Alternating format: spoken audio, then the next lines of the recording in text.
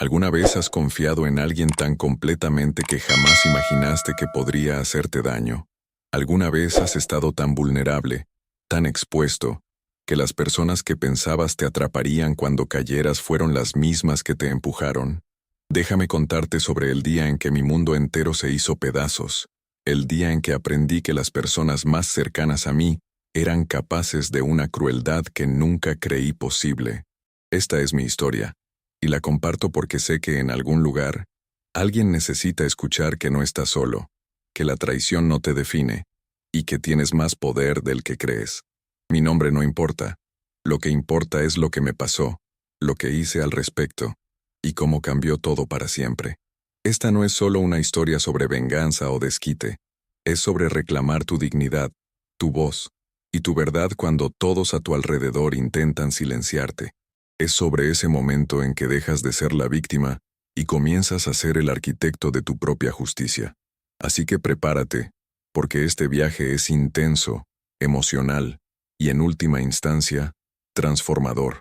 Era un martes por la tarde a finales de septiembre, uno de esos días frescos de otoño cuando el aire huele a posibilidad y cambio.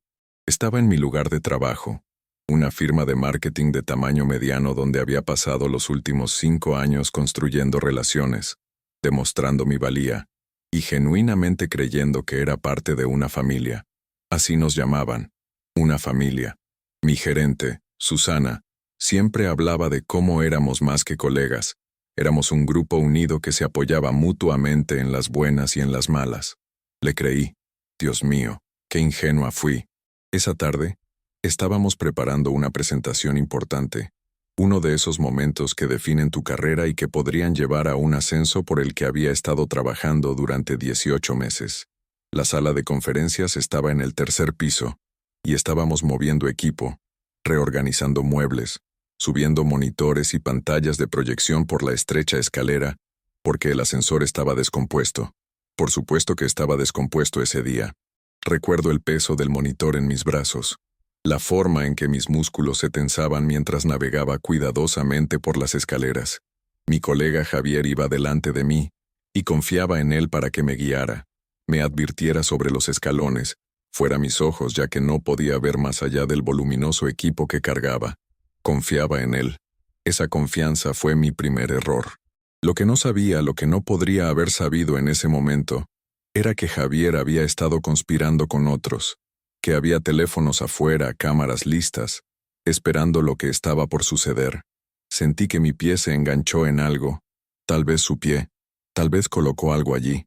Nunca lo sabré con certeza, pero lo que sí sé es que no fue un accidente. El monitor salió volando.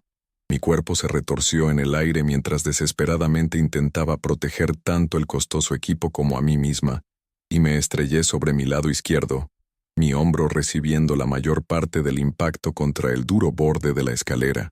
El dolor fue instantáneo y abrumador, irradiando desde mi hombro hacia abajo por mi brazo y hacia arriba hasta mi cuello. Por un momento, no pude respirar, no pude moverme, no pude procesar nada excepto la agonía candente que atravesaba mi cuerpo. Y entonces lo escuché, el sonido que me perseguiría durante semanas. Risas, no jadeos de preocupación, no carreras para ayudarme, sino risas, genuinas, sin restricciones, risas de diversión ante mi dolor. Levanté la vista a través de las lágrimas que ya se estaban formando en mis ojos, y los vi: Javier, Susana, María de contabilidad, Tomás de ventas, todos ellos con sus teléfonos afuera, grabando, riendo, algunos de ellos realmente doblados por la fuerza de su diversión. ¿Viste su cara?, dijo alguien entre risas. Eso fue invaluable, agregó otra voz. Intenté levantarme, mi brazo lesionado colgando inútilmente a mi lado, y las risas solo se intensificaron. En ese momento, tirada en esa escalera con mi hombro gritando de dolor y mi corazón haciéndose pedazos, algo fundamental cambió dentro de mí. La humillación era aplastante, sofocante, pero debajo de ella, debajo de la vergüenza y el dolor, algo más estaba creciendo, algo frío y determinado. No lo reconocí todavía, pero ese fue el momento en que dejé de ser la persona que confiaba ciegamente y comencé a ser alguien completamente diferente. Alguien que no olvidaría. Alguien que no perdonaría sin justicia. Alguien que se aseguraría de que este momento, esta traición, no quedaría sin respuesta. Pero no les mostré nada de eso. A través del dolor, a través de las lágrimas que ahora fluían libremente por mi rostro, me obligué a reír con ellos. Fue lo más difícil que he hecho en mi vida. Fingir que esto era gracioso, que yo estaba en la broma, que mi mundo entero no se estaba derrumbando a mi alrededor. Me atraparon bien, logré decir con voz entrecortada, y ellos se rieron aún más fuerte, pensando que yo era tan buena deportista, tan buena jugadora de equipo. El monitor quedó destruido, la presentación se retrasó, y pasé las siguientes 4 horas en la sala de emergencias haciéndome radiografías y escuchando que tenía un esguince severo de hombro, posible daño del manguito rotador, y que necesitaría terapia física extensiva. Todo el tiempo, sentada en esa habitación de hospital estéril con sus luces fluorescentes y olor a antiséptico, seguía reproduciendo ese momento en mi mente. Las risas, los teléfonos, la completa ausencia de preocupación o cuidado. Estas eran personas junto a las cuales había trabajado durante años, personas con las que había celebrado cumpleaños, personas cuyos hijos conocía por nombre, personas que había considerado amigas, y se habían reído, habían grabado mi dolor para su entretenimiento, habían convertido mi sufrimiento en su chiste. El doctor me estaba hablando sobre tiempo de recuperación, sobre manejo del dolor, sobre cómo necesitaba descansar y evitar usar mi brazo durante al menos 6 semanas, pero apenas lo escuchaba. Mi mente estaba en otro lugar, calculando, planeando, entendiendo que esto no era solo una broma cruel, era algo más profundo, algo más siniestro. Cuando regresé al trabajo al día siguiente, mi brazo en cabestrillo y mi corazón envuelto en hielo, todos estaban allí, actuando como si nada hubiera pasado. Susana preguntó cómo me sentía con el tipo de preocupación falsa que me erizaba la piel. Javier evitó el contacto visual. María me dio una sonrisa tensa que no alcanzó sus ojos. Y yo les devolví la sonrisa. Les agradecí su preocupación. Dije que estaba bien, que los accidentes pasan, que estaría de vuelta a la normalidad en poco tiempo. Y mientras decía todas estas cosas, mientras interpretaba el papel de la víctima amable que no guardaba rencores, los estaba observando, realmente observándolos, viéndolos claramente quizás por primera vez. Noté las pequeñas miradas que intercambiaban cuando pensaban que no estaba mirando, las sonrisas apenas contenidas, la forma en que parecían estar esperando algo de mí. Querían que me derrumbara, que me quejara, que hiciera una escena para poder etiquetarme como dramática, como incapaz de aceptar una broma, como alguien que no encajaba con la cultura de la empresa. Pero no les di esa satisfacción. En cambio, comencé a observar. Empecé a prestar atención a cosas que nunca había notado antes, las dinámicas de la oficina, quién realmente estaba a cargo, quién tenía influencia, quién tomaba decisiones, quién guardaba rencores, quién formaba alianzas. Noté que esta no era la primera vez que algo así sucedía. Había historias, susurradas en los rincones, sobre otras personas que habían sido objetivos, que habían dejado la empresa bajo circunstancias misteriosas, que habían renunciado repentinamente después de incidentes que siempre se describían como accidentes o malentendidos. Estaba Jennifer, quien había renunciado 6 meses atrás después de que alguien pusiera un laxante en su café durante una reunión importante con un cliente. Estaba David, quien se transfirió a otro departamento después de que sus correos electrónicos personales fueran misteriosamente filtrados a toda la oficina.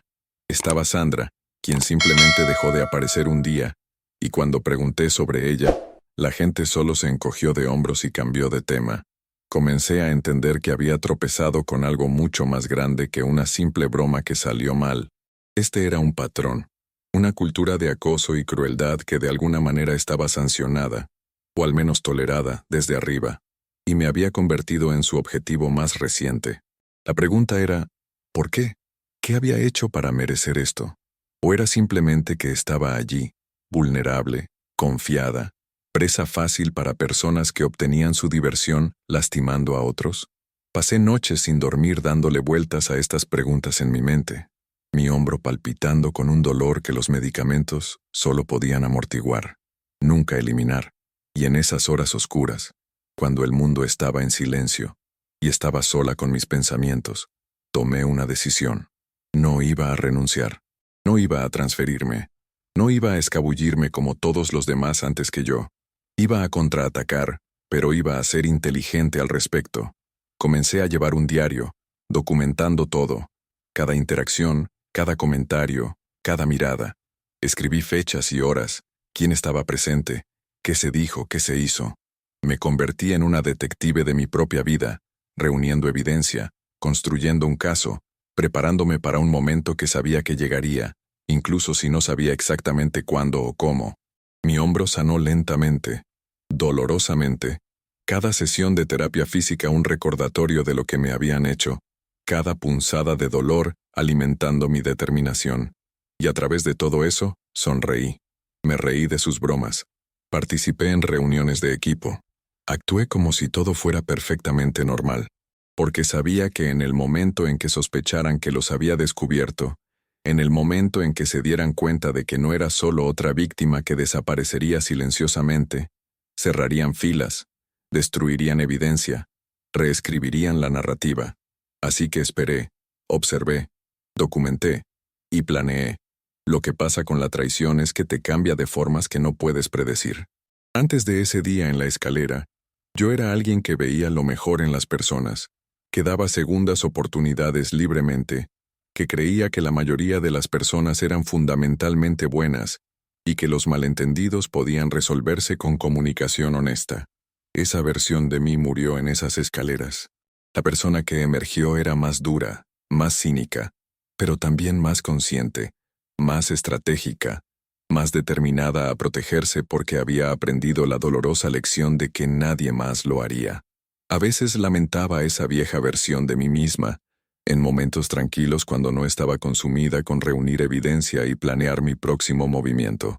Extrañaba la inocencia, la capacidad de confiar sin cuestionar, la ligereza de espíritu que viene de creer que el mundo es esencialmente justo y correcto, pero también reconocí que esa ingenuidad me había hecho vulnerable, y nunca más podría permitirme ser tan vulnerable.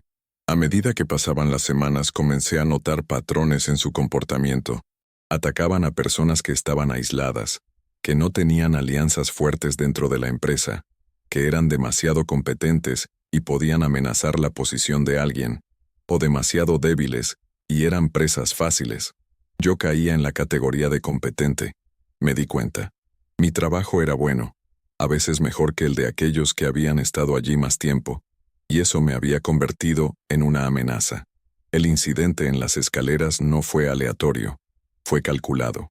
Habían estado esperando una oportunidad para humillarme, para quebrantarme, para obligarme a salir antes de que pudiera avanzar demasiado.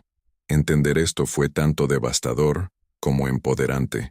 Devastador porque significaba que la traición era aún más profunda de lo que había pensado, que personas que había respetado habían conspirado activamente en mi contra. Empoderante porque significaba que esto no se trataba de que yo fuera inadecuada o merecedora de maltrato. Se trataba de su miedo e inseguridad. Comencé a contactar a antiguos empleados, cuidadosamente, sutilmente, usando LinkedIn y otras redes profesionales para hacer contactos sin levantar sospechas. Elaboré mis mensajes cuidadosamente, hablando sobre ponernos al día, sobre referencias para otras oportunidades, sobre mantenernos conectados. Y lentamente, cuidadosamente, la gente comenzó a hablar. Jennifer me contó sobre el incidente del laxante, pero también sobre cómo había sido sistemáticamente socavada durante meses antes de eso, cómo su trabajo había sido robado y presentado como de otra persona, cómo las reuniones se programaban sin ella y las decisiones se tomaban sin su aporte. David compartió su historia sobre los correos electrónicos filtrados, pero también sobre cómo sus evaluaciones de desempeño habían sido manipuladas, cómo le habían asignado plazos imposibles y luego lo culpaban cuando no podía cumplirlos. Sandra, a quien finalmente localicé trabajando en una industria completamente diferente, se puso a llorar cuando la llamé, diciendo que nunca le había contado a nadie la historia completa de lo que le había pasado, cómo habían creado un ambiente hostil tan tóxico que tenía ataques de pánico solo de pensar en ir a trabajar. Cada conversación agregaba otra pieza al rompecabezas, otra capa de comprensión sobre cómo funcionaba esta organización, quiénes eran los actores clave y cómo operaban. Susana, mi gerente, no solo era cómplice, a menudo era la líder, usando su posición de autoridad para proteger a los perpetradores y silenciar a las víctimas. Recursos humanos era inútil, aprendí, ya sea activamente involucrado en los encubrimientos, o tan incompetente que bien podrían haberlo estado. El liderazgo de la empresa no sabía o no le importaba, siempre y cuando los números se vieran bien y nadie hiciera demasiado ruido. Era un sistema perfecto para depredadores, una cultura donde la crueldad era recompensada con lealtad y las víctimas eran culpadas por su propio maltrato. Y yo estaba decidida a exponerlo todo. ¿Alguna vez has sentido ese tipo de ira justificada? Esa necesidad ardiente de justicia que te mantiene en marcha incluso cuando estás exhausta y herida. Cuéntamelo en los comentarios porque quiero escuchar tus historias también. Pero sabía que la ira justificada por sí sola no sería suficiente. Necesitaba evidencia, evidencia real, concreta, innegable. Así que comencé a ser más estratégica. Empecé a llevar un pequeño dispositivo de grabación conmigo a todas partes, legalmente por supuesto. Me aseguré de investigar las leyes en mi país sobre grabar conversaciones, y tuve cuidado de solo grabar en situaciones donde tenía el derecho legal de hacerlo. Comencé a respaldar todos mis correos electrónicos de trabajo en una cuenta personal, creando un rastro documental de mis logros y los obstáculos que se estaban colocando en mi camino. Documenté cada asignación, cada fecha límite, cada reunión, creando un registro cronológico que sería imposible de disputar. Y lo más importante, comencé a buscar los videos. Sabía que habían grabado mi caída. Sabía que esos videos existían en algún lugar, en el teléfono de alguien, tal vez compartidos en un chat grupal, tal vez publicados en una cuenta de redes sociales privada. Encontrarlos se convirtió en mi obsesión. Creé perfiles falsos de redes sociales, cuidadosamente elaborados para parecer otros empleados o amigos de empleados, y envié solicitudes de amistad, lentamente construyendo una red de conexiones que podrían darme acceso al contenido que necesitaba. Era un trabajo minucioso, que requería paciencia y atención al detalle, y más de una vez quise rendirme, simplemente renunciar y seguir adelante con mi vida. Pero entonces movía mi hombro de forma incorrecta y sentía esa familiar puñalada de dolor, o escuchaba a alguien en la sala de descanso riendo sobre una broma interna que sospechaba era a expensas de otra persona, y mi determinación se endurecía nuevamente. Esto ya no se trataba solo de mí. Se trataba de cada persona que había sido lastimada por esta cultura tóxica, cada víctima que había sido silenciada, cada acosador que se había salido con la suya con su crueldad, porque nadie había tenido el coraje o los recursos para enfrentarlos.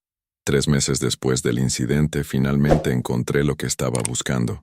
Uno de mis perfiles falsos había sido aceptado por la novia de Javier, y a través de su cuenta, pude ver un grupo privado donde los empleados compartían videos y fotos de eventos de la empresa, y allí estaba, múltiples videos de mi caída, tomados desde diferentes ángulos, algunos de ellos ralentizados para enfatizar el momento del impacto, otros con efectos de sonido agregados y comentarios.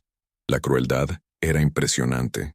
Habían convertido mi dolor en entretenimiento. Lo habían editado como un sketch de comedia. Lo habían compartido con docenas de personas que todas habían reído y agregado sus propios comentarios crueles. Me senté en mi apartamento, mirando la pantalla de mi laptop, viéndome caer una y otra vez, escuchando sus risas una y otra vez, y sentí que algo dentro de mí se cristalizaba en certeza absoluta. Iban a pagar por esto. No con violencia, no con venganza personal, sino con exposición, con consecuencias, con justicia. Descargué todo, cada video, cada foto, cada comentario. Tomé capturas de pantalla con marcas de tiempo. Documenté quién había publicado qué y cuándo. Creé un portafolio digital comprensivo de evidencia que mostraba no solo el incidente en sí, sino el acoso continuo, la celebración de mi sufrimiento, La crueldad casual en la que estas personas participaban sin ninguna vergüenza o remordimiento aparente. Y mientras compilaba esta evidencia, también me puse en contacto nuevamente con los antiguos empleados, con los que había hablado, preguntando si estarían dispuestos a proporcionar declaraciones, a registrar sus experiencias, a estar conmigo si decidía tomar acción.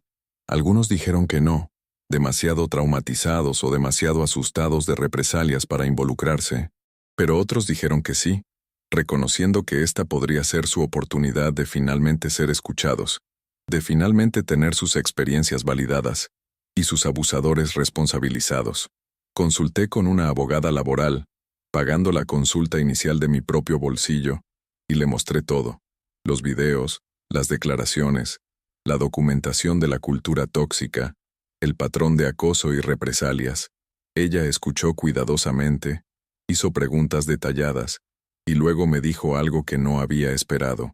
Tenía un caso fuerte, no solo contra los individuos involucrados, sino potencialmente contra la empresa misma, por fomentar un ambiente de trabajo hostil y no proteger a los empleados del acoso. Me advirtió que sería difícil, que las empresas tenían recursos y abogados y formas de hacer las cosas complicadas, que debía estar preparada para una larga lucha. Pero también me dijo que casos como el mío, con evidencia clara y múltiples testigos, eran exactamente el tipo que podían crear un cambio real, no solo para mí, sino para todos los que vinieran después de mí. Me tomé una semana para pensarlo, para realmente considerar lo que estaba por hacer. Seguir adelante significaba declarar la guerra, quemar puentes, potencialmente hacerme inempleable en mi industria, si la empresa decidía tomar represalias con campañas de difamación o amenazas legales propias. Significaba revivir el trauma una y otra vez, mientras contaba mi historia a abogados y potencialmente en la corte. Significaba exponerme al escrutinio público y al juicio. Pero no seguir adelante significaba dejarlos salirse con la suya. Significaba permitir que la cultura tóxica continuara. Significaba abandonar a todas esas otras víctimas que habían sufrido en silencio. Cuando lo pensé de esa manera, realmente no había elección. Contacté a la abogada y le dije que estaba lista para proceder.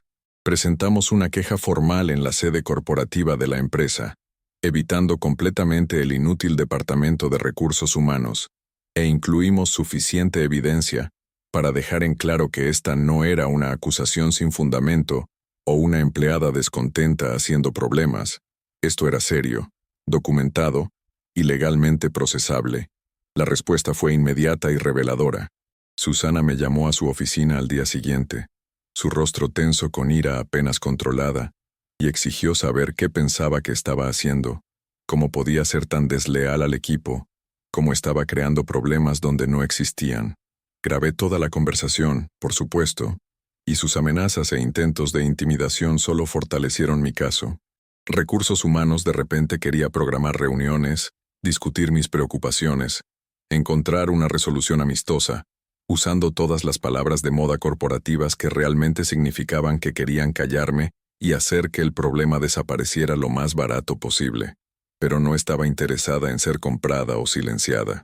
Había sido paciente durante meses, jugando su juego, recopilando evidencia, y ahora era el momento de que enfrentaran las consecuencias de sus acciones. Dentro de 2 semanas, la empresa lanzó una investigación interna, aunque tenía poca fe de que se realizaría de manera justa, dado que las personas que investigaban eran las mismas personas que habían permitido que floreciera la cultura tóxica. Pero me había preparado para esto. Tenía copias de todo almacenadas en múltiples ubicaciones, tenía testigos que estaban listos para hablar, y tenía una abogada que sabía exactamente cómo navegar la burocracia corporativa y el sistema legal. La investigación se arrastró durante semanas, tiempo durante el cual continué trabajando, continué sonriendo y actuando profesionalmente, incluso mientras podía sentir la hostilidad radiando de mis colegas que ahora sabían que los había reportado. Algunas personas dejaron de hablarme por completo, otras hicieron comentarios pasivo-agresivos, unas pocas me confrontaron directamente, acusándome de ser problemática, de no poder aceptar una broma, de traicionar al equipo, pero también hubo aliados inesperados. Algunas personas, en su mayoría aquellas que ellas mismas habían sido objetivos o que habían presenciado el acoso, y les había molestado pero tenían demasiado miedo para hablar, discretamente se acercaron para ofrecer apoyo. Compartieron sus propias historias, su propia evidencia, y algunos incluso acordaron proporcionar declaraciones a los investigadores. Me di cuenta de que la cultura de silencio se había mantenido no porque todos fueran cómplices, sino porque las víctimas individuales se sentían aisladas e impotentes. Al hablar, al negarme a ser silenciada, había dado permiso a otros para hacer lo mismo. Esta comprensión transformó mi entendimiento de lo que estaba haciendo. Ya no se trataba solo de justicia personal, se trataba de romper un ciclo de abuso que había dañado a innumerables personas. La investigación concluyó después de 6 semanas, y los resultados fueron mixtos. Varias personas, incluido Javier, recibieron advertencias escritas y se les exigió asistir a capacitación sobre sensibilidad, lo que se sintió como una palmada en la muñeca por lo que habían hecho. Susana fue transferida silenciosamente a otro departamento, un movimiento lateral que le permitió salvar las apariencias mientras la eliminaba de la gestión directa del equipo. La empresa emitió una nueva política sobre conducta y acoso en el lugar de trabajo, completa con mecanismos de reporte anónimo y promesas de tolerancia cero para el acoso. En papel, parecía que estaba ocurriendo un cambio.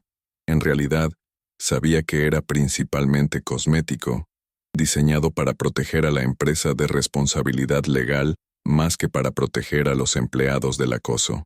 Pero era algo, más de lo que las víctimas antes que yo habían obtenido, y encontré cierta satisfacción en eso. Pero no había terminado. La abogada y yo discutimos los próximos pasos, y decidimos presentar una demanda formal, citando el ambiente de trabajo hostil, la negligencia de la empresa al protegerme, las represalias continuas que había enfrentado después de reportar el incidente, y la lesión física que había sufrido como resultado de sus acciones.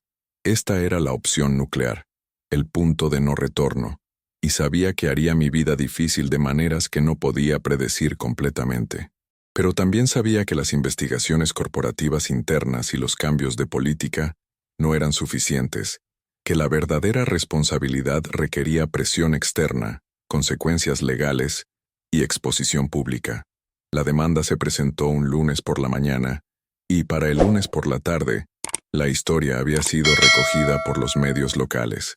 De repente, mi batalla privada se estaba volviendo pública, y tuve que decidir cuánto de mi historia estaba dispuesta a compartir. Di una entrevista a una reportera local, cuidadosamente, con mi abogada presente, contando mi historia con mis propias palabras, mostrando los videos que habían sido hechos de mi caída y compartidos para entretenimiento, explicando el patrón de abuso que había afectado a múltiples empleados durante años. La historia se transmitió esa noche, y la respuesta fue abrumadora.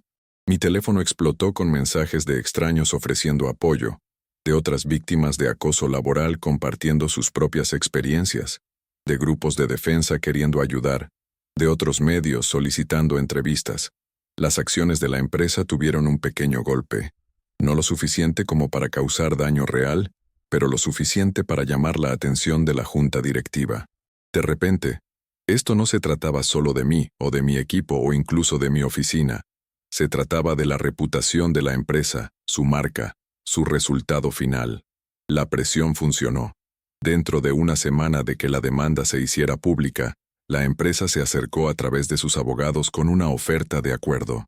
Era sustancial, suficiente para cubrir mis gastos médicos, salarios perdidos, dolor y sufrimiento, y honorarios legales, con bastante sobrante.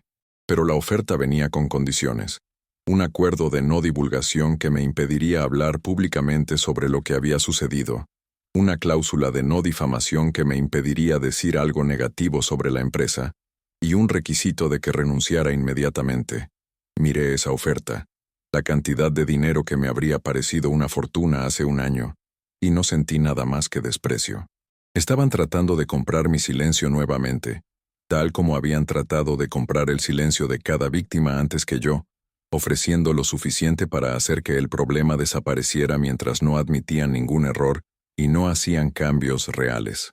Rechacé la oferta. Mi abogada pensó que estaba loca. Me explicó que ir a juicio era arriesgado, que los jurados eran impredecibles, que incluso con evidencia fuerte podría perder, que la empresa tenía recursos para prolongar esto durante años, desgastándome financiera y emocionalmente.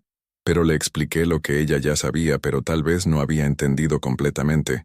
Esto no se trataba de dinero, se trataba de justicia, de responsabilidad, de asegurarme de que lo que me pasó no pudiera pasarle a nadie más. Contrapropusimos con nuestras propias demandas un acuerdo financiero más grande sin NDA, una disculpa pública de la empresa reconociendo la cultura tóxica y el daño que causó, la terminación de los empleados directamente involucrados en el acoso, y la implementación de cambios de política reales y significativos, con supervisión externa, para garantizar el cumplimiento. Era mucho pedir, probablemente demasiado, pero pensé que si íbamos a juicio de todos modos, bien podríamos hacerles entender exactamente lo que queríamos. Los meses que siguieron fueron brutales. La empresa contraatacó con fuerza, contratando abogados caros que intentaron pintarme como una empleada descontenta, alguien que no podía manejar las presiones normales del lugar de trabajo, alguien que estaba exagerando incidentes menores para ganancia financiera. Cavaron en mi pasado, buscando cualquier cosa que pudieran usar para desacreditarme, cuestionando mis evaluaciones de desempeño, mis relaciones con colegas, incluso mis publicaciones en redes sociales de hace años. Me tomaron declaración durante horas, haciendo preguntas invasivas, tratando de atraparme en contradicciones o hacer que admitiera que tal vez yo era parcialmente culpable, tal vez había sido demasiado sensible, tal vez había malinterpretado sus intenciones. Fue agotador y humillante, y hubo momentos en los que quería rendirme, tomar cualquier dinero que estuvieran ofreciendo, y simplemente hacer que todo se detuviera. Pero cada vez que me sentía debilitar, pensaba en Jennifer y David y Sandra, y todos los demás que habían sido expulsados antes que yo, que habían sufrido en silencio porque no tenían los recursos o la evidencia, o el apoyo para luchar. Pensaba en las personas que se habían acercado silenciosamente después de que mi historia se hiciera pública, compartiendo sus propias experiencias de acoso laboral y agradeciéndome por tener el coraje de hablar. Pensaba en mi yo más joven, la persona confiada e ingenua que había sido antes de ese día en la escalera, y luchaba por ella, por la inocencia que le habían robado, por la creencia en la justicia y la equidad que había sido destrozada, y seguía adelante. La fecha del juicio se fijó para 8 meses después de que se presentó la demanda, y en las semanas previas, ambas partes se involucraron en una preparación intensiva. Mi abogada me preparó sobre qué esperar, cómo responder preguntas, cómo mantener la calma bajo interrogatorio, cómo contar mi historia de manera clara y emocional sin derrumbarme o ponerme a la defensiva. Revisamos la evidencia una y otra vez, asegurándonos de que cada detalle estuviera documentado, cada cronología fuera precisa, cada testigo estuviera preparado. Y luego, 3 semanas antes de que se programara el inicio del juicio, la empresa parpadeó. Regresaron con una nueva oferta de acuerdo, una que cumplía casi todas nuestras demandas. Un acuerdo financiero sustancial sin NDA, permitiéndome hablar libremente sobre mi experiencia. Una declaración pública de la empresa reconociendo que habían fallado en mantener un lugar de trabajo seguro y respetuoso, y disculpándose conmigo y otros empleados que habían sido afectados. La terminación de Javier, Susana y otros 2 empleados que habían estado directamente involucrados en el acoso. La implementación de políticas integrales nuevas sobre conducta en el lugar de trabajo, con capacitación anual para todos los empleados y gerentes, una línea directa independiente para reportar acoso, y auditorías trimestrales por parte de una firma externa para garantizar el cumplimiento. No era todo lo que habíamos pedido, pero estaba cerca, más cerca de lo que realmente había pensado que conseguiríamos. Me senté con la oferta durante días, discutiéndola con mi abogada, con las otras víctimas que habían proporcionado declaraciones y se habían invertido en el resultado, con mi familia y amigos que me habían apoyado durante toda la prueba.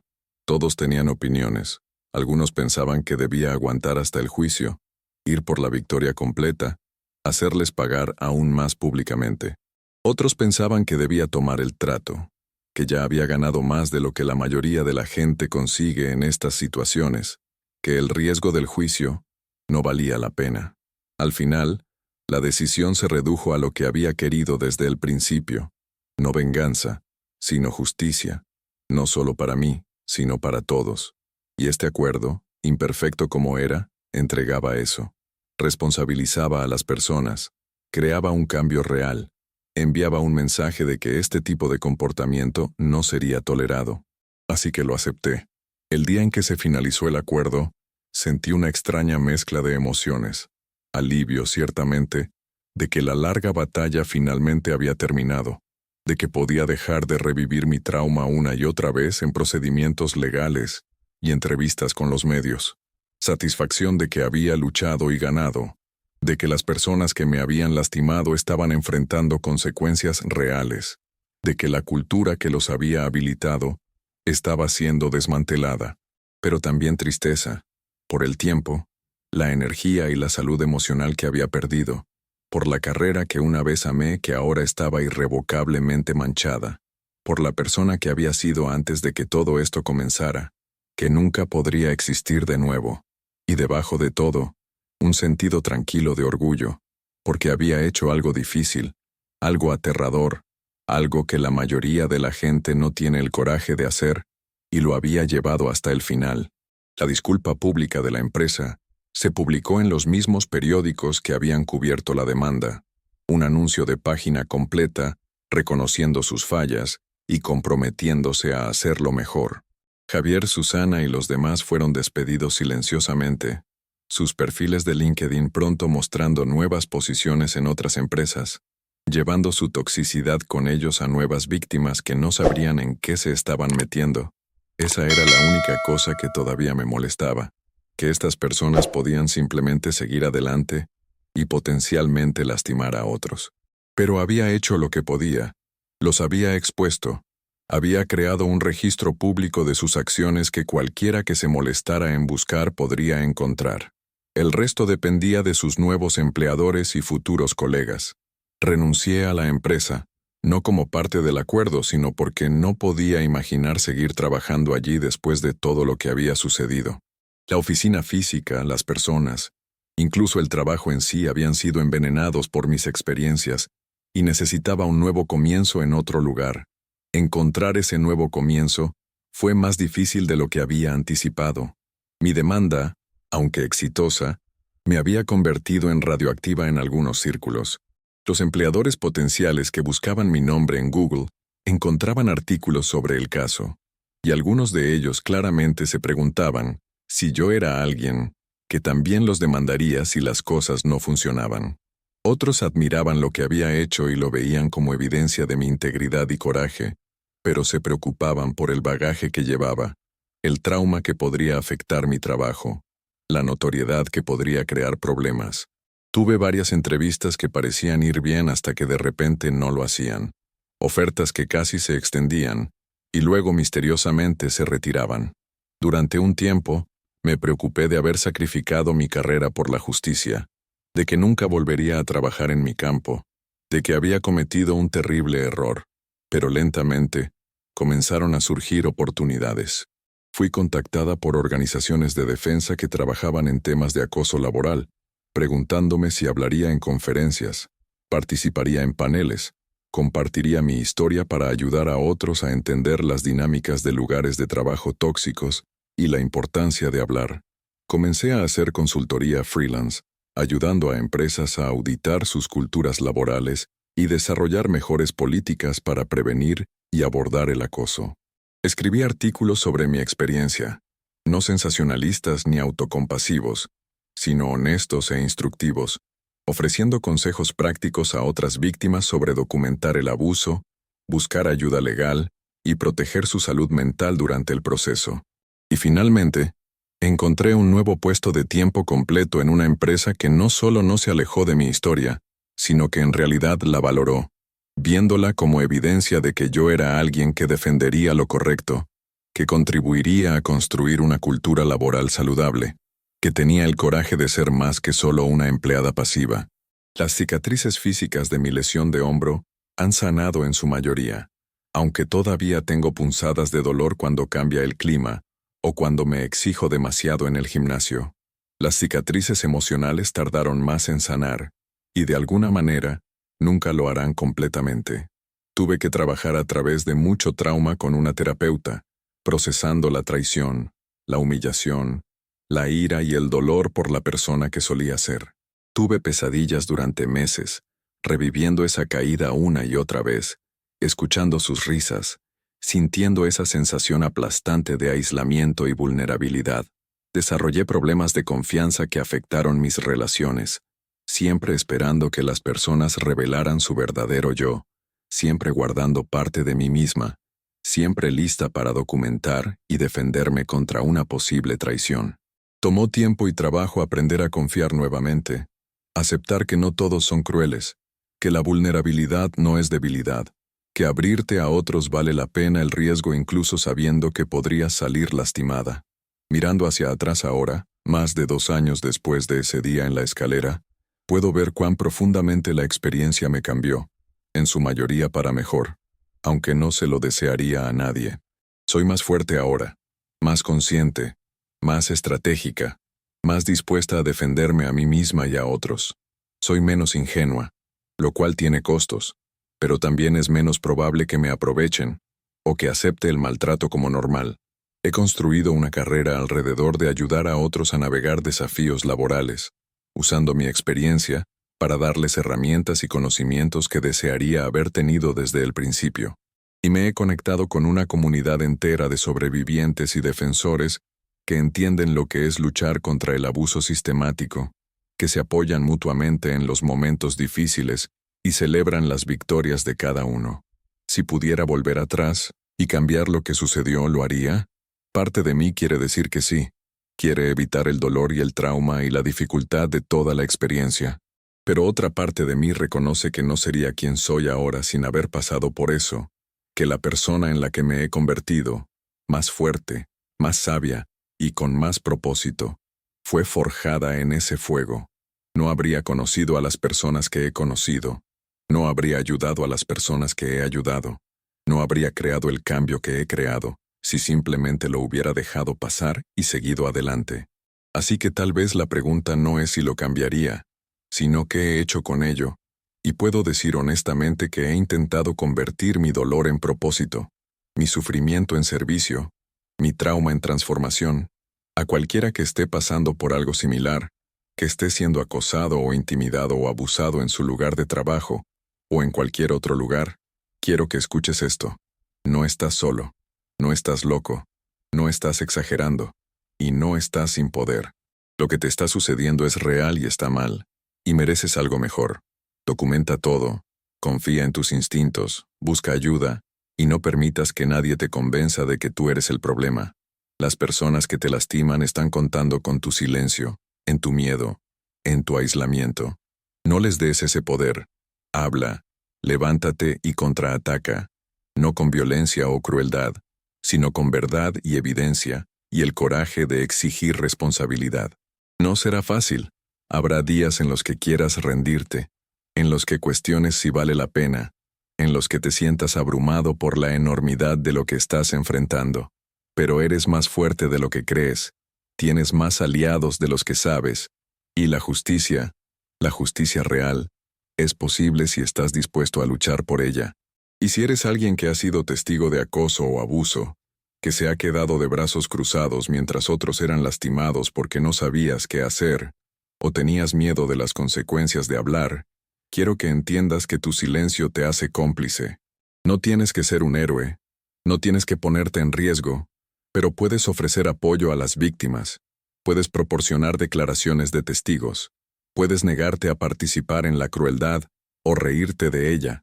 Puedes crear una cultura donde el abuso sea inaceptable en lugar de normalizado. Cada persona que se niega a seguir el comportamiento tóxico hace que sea un poco más difícil que ese comportamiento continúe.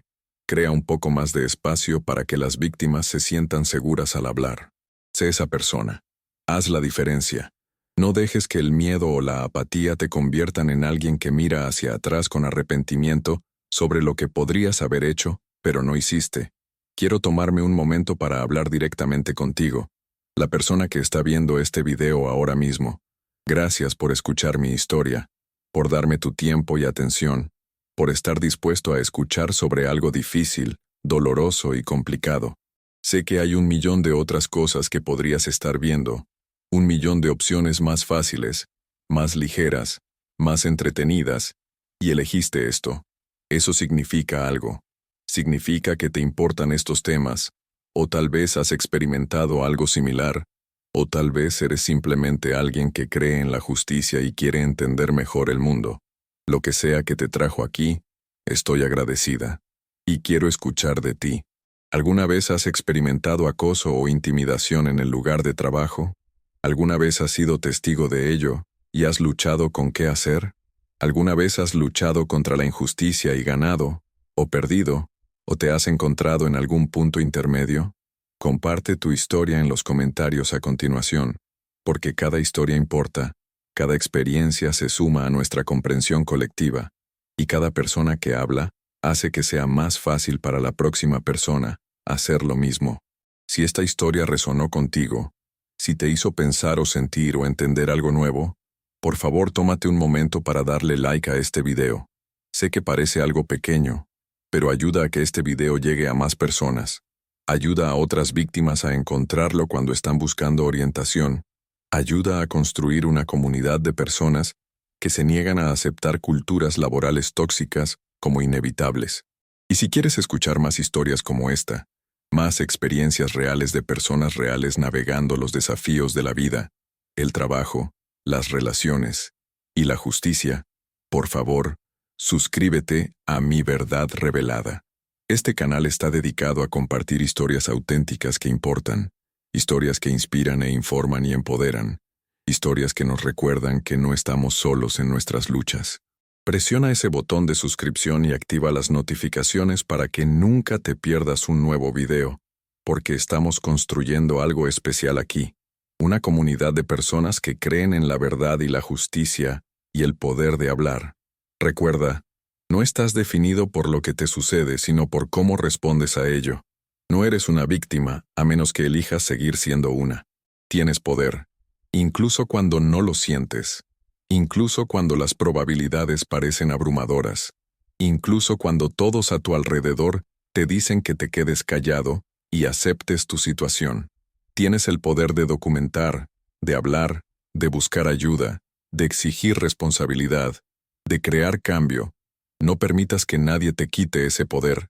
No dejes que el miedo o la vergüenza o la incertidumbre te mantengan en silencio. Tu voz importa. Tu verdad importa. Tu justicia importa. Y en algún lugar allá afuera, alguien necesita escuchar tu historia. Necesita saber que no estás solo. Necesita ver que contraatacar es posible. Y a veces, solo a veces, realmente funciona.